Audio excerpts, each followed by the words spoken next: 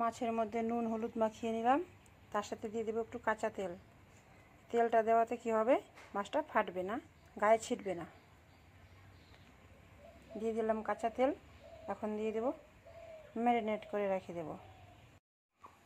কড়াইতে তেল দিয়ে দিয়েছি, তেল গরম হয়ে গেছে। এখন পাবদা মাছগুলোকে ভেজে নেব। এই পাবদা মাছগুলোকে ভালো করে ভেজে নেব।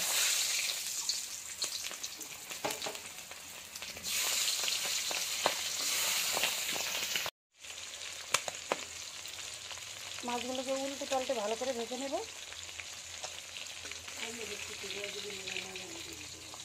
উল্টে পাল্টে ভালো করে ভেজে নেব, লাল লাল করে। এখন সুন্দর মাছগুলো লাল লাল হয়ে গেছে, নামিয়ে নেব।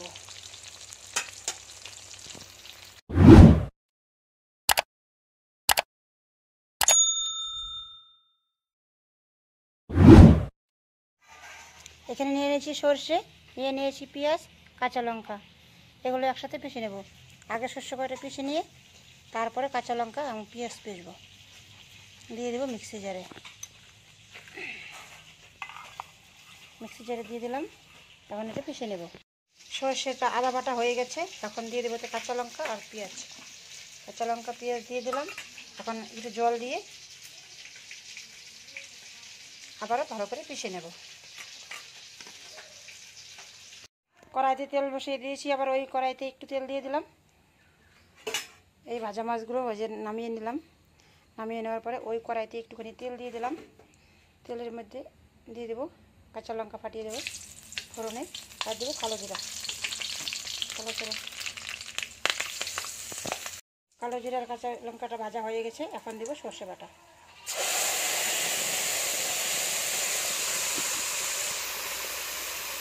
সর্ষে বাটাটা দিয়ে ভালো করে নাড়াচাড়া করে নেব। একদম যতক্ষণ নাকি সর্ষের কাঁচা গন্ধ বের না হয়, ভালো করে নাড়াচাড়া করে নিচ্ছি।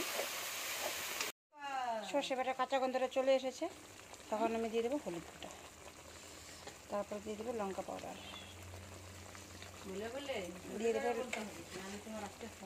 দিয়ে দেবো নুন, দিয়ে একসাথে ভালো করে কষিয়ে নেব। কষাতে থাকবো যতক্ষণ না তেল বেরিয়ে আসছে মশলা থেকে।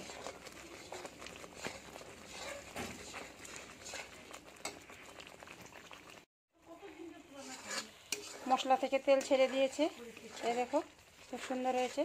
এখানে আমি একটু টমেটো সস অ্যাড করে নেব। দিয়ে দিলাম একটুখানি টমেটো সস, ভালো করে মিশিয়ে নেব। কেউ কেউ চাইলে চিনিও দিতে পারেন, কিন্তু আমি চিনি দেব না। মশলা থেকে তেল ছেড়ে দিয়েছে। এখন এতে দিয়ে দেবো গরম জল। গরম জল দিয়ে দিচ্ছি।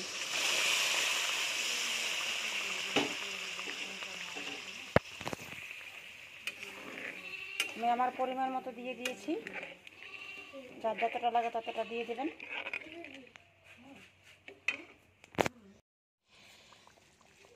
ঝোলটা জাল হয়ে গেছে। এখন মাছগুলো দিয়ে দেবো।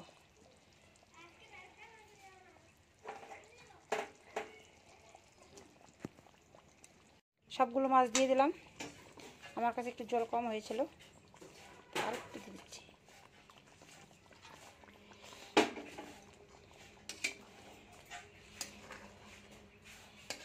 দিয়ে দিলাম। 5 মিনিট জাল করে নিয়ে নামিয়ে নেব। গরম মশলা দিয়ে দিলাম, হালকা অল্প একটু দিলাম, শুধু একটু কাঁচা সরষের তেল দিয়ে নামিয়ে নেব।